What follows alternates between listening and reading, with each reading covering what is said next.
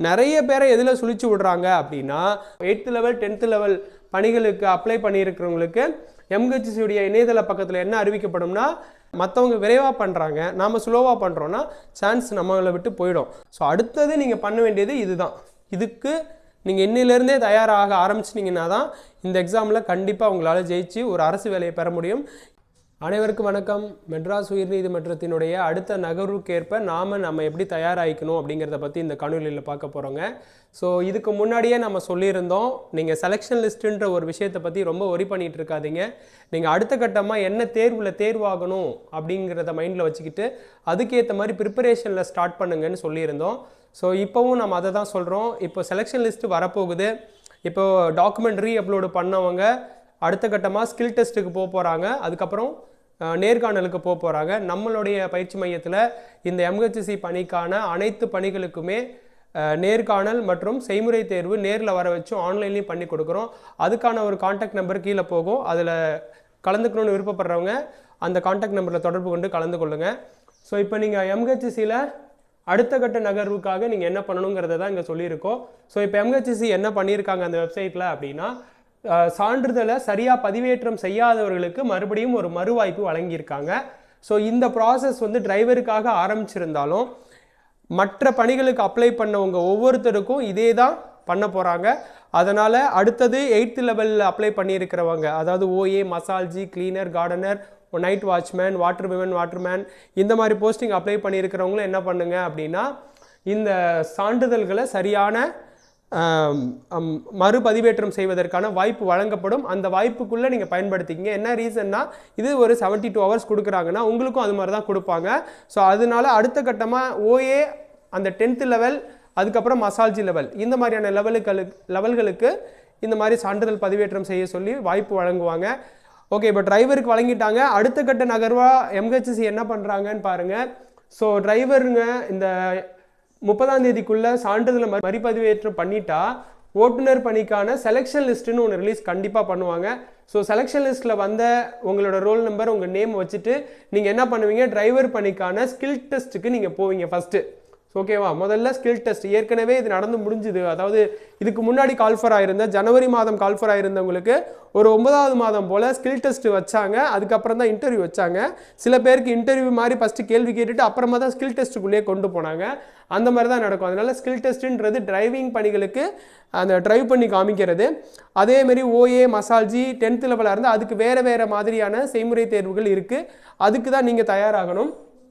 So அதனால் இந்த skill test நடந்து கொண்டிருந்த அதே நேரத்திலேயே சில பேருக்கு என்ன பண்ணியிருக்காங்க அப்படின்னா, பேட்ச் வைஸ் பிரிச்சிருந்தாங்க. எல்லாரையும் ஒரே நாளில் கொண்டு வர முடியாது இல்லையா? அப்போ டேட் வைஸ் மாறிக்கிட்டே இருக்கும். ஆனால் ஒரு பேட்ச்னு எடுத்தாங்கன்னா அந்த பேட்சில் வரவங்களுக்கு ஒரே நாள்லேயே முடிச்சு அனுப்புகிறாங்க. அதாவது இன்டர்வியூவை காலையில் வச்சுட்டு ஆஃப்டர்நூனுக்கு மேலே என்ன பண்ணுறாங்க, ஸ்கில் டெஸ்ட்டு கூப்பிட்டு போகிறாங்க. அதே மாதிரி அந்த இன்டர்வியூ பண்ணுற டியூரேஷன்லேயே என்ன பண்ணிடுறாங்க, சிவியும் நடத்தி முடிச்சிடுறாங்க. ஸோ அப்போ சிவி இன்டர்வியூ ரெண்டும் ஒரே பேனலில் வேறு ஹாலில் நடந்து முடியும். ஸ்கில் டெஸ்ட்டுன்றது மட்டும் தனி பிளாட்ஃபார்மில் நடக்கும். இதெல்லாம் ஒரு பேட்சில் வரவங்களுக்கு ஒரே நாள்லேயே கூட நடத்தி முடிச்சிடுறாங்க. ஆனால் பேட்சஸ் நிறைய இருந்தது அப்படின்னா மட்டும்தான் அடுத்தடுத்த நாள் போகும். ஓகேங்களா? ஸோ இதை நல்லா ஞாபகம் வச்சுக்கோங்க. இது மாதிரி தான் உங்களுக்கும் இருக்க போகுது.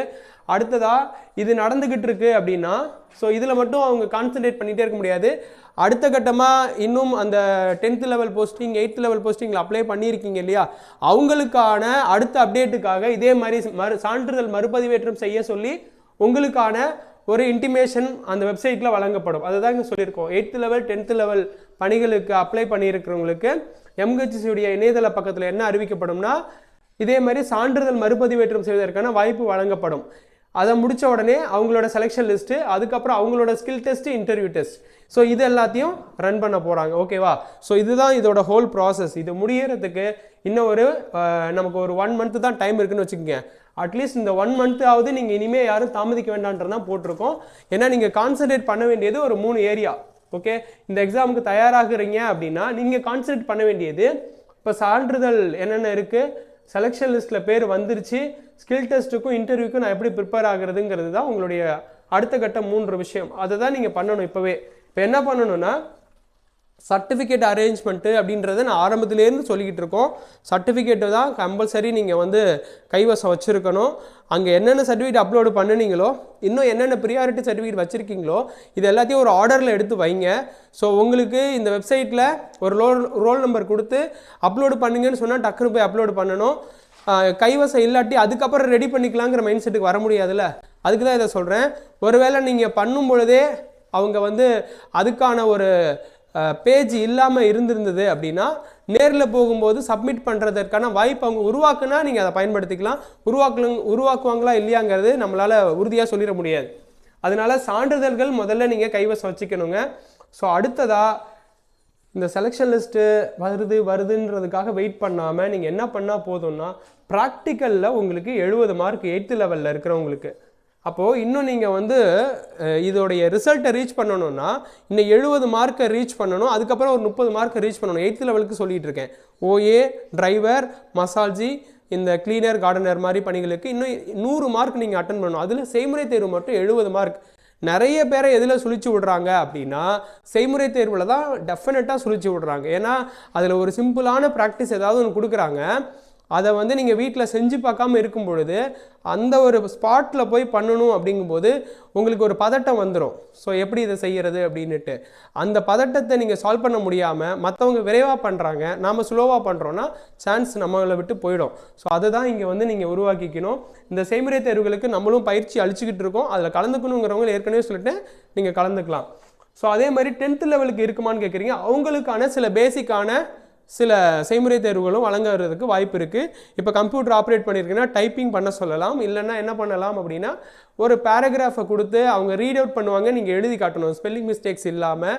அந்த மாதிரிலாம் சில ப்ராக்டிஸ் இருக்குது 10th லெவலுக்கு. அதனால் அவங்களுக்கு இந்த செய்முறை தேர்வுன்னு பார்த்தீங்கன்னா அவங்க 170க்கு எக்ஸாம் எழுதியிருக்காங்க. இன்னும் 30 மார்க் வர வேண்டியது இருக்குன்னா அந்த 30ல் பாதி மார்க் செய்முறை தேர்வுக்கு வழங்கப்படும். அதுக்கப்புறமா தான் என்ன பண்ணுவாங்க அப்படின்னா நேர்காணல் அழைக்கப்படுவாங்க. நேர்காணலில் அந்த 10th லெவலில் இருக்கிறவங்க இருக்கீங்க அப்படின்னா மீதி 15 மார்க் இருக்கும்ல, அது வந்து நேர்காணலில் அவங்க கேட்குற கேள்விகளுக்கு பதிலளிக்கிற வகையில் உங்களுக்கு 15 மார்க் வழங்குறதுக்கு முன் வருவாங்க. அதனால் இங்கே ஒரு 15, இங்கே ஒரு 15, அந்த 10th லெவலில் இருக்கிறவங்க 30 மார்க் இப்படி தான் ரீச் பண்ணுவீங்க. ஓகேங்களா? அதனால் செய்முறை தேர்வுங்கிறது உங்களுக்கு ப்ராக்டிக்கல், அந்த சிவி இதை வச்சும் அதுக்கப்புறம் இன்டர்வியூ கொஷின்ஸ் கேட்டும் தான் இந்த 30 மார்க்கை சால்வ் பண்ண முடியும் நீங்கள். ஆனால் அந்த 8th லெவலில் இருக்கிறவங்க 70 மார்க்குக்கு செய்முறை தேர்வுக்கே வந்துடுவீங்க. இந்த 30ல் என்ன பண்ணுவீங்கன்னா சர்டிஃபிகேட் வெரிஃபிகேஷன், இன்டர்வியூவில் கேட்ட கேள்விகள், இதை வச்சு மீதி 30 மார்க்கை நீங்கள் 8th லெவலில் இருக்கிறவங்க ரீச் பண்ணலாம். ஓகேங்களா? ஸோ இது எல்லாத்தையும் பெறுவதற்கு தான் நீங்கள் இனிமேல் தயாராகணுமே தவிர அடுத்த கட்டமாக நீங்கள் வந்து செலெக்ஷன் லிஸ்ட் எப்போ வரும், அப்புறம் வந்து உங்களுக்கு ஹால் டிக்கெட் எப்போ வரும் அப்படின்றதுலே கான்சன்ட்ரேட் பண்ணிகிட்டே இருக்கக்கூடாது. ஓகேங்களா? ஸோ அடுத்தது நீங்கள் பண்ண வேண்டியது இதுதான்.